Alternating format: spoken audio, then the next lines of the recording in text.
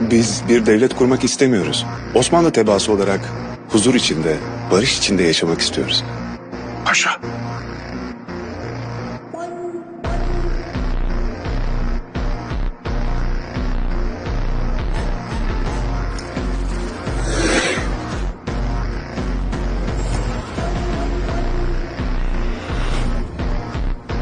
Ortadaki Davut yıldızı.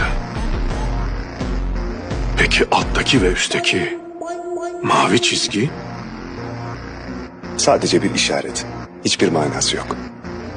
Manasını unuttuysanız hatırlatayım Bay Herzl. Nil ve Fırat arası.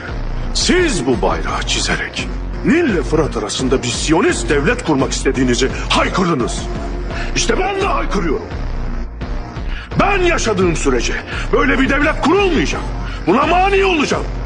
Yıkıl!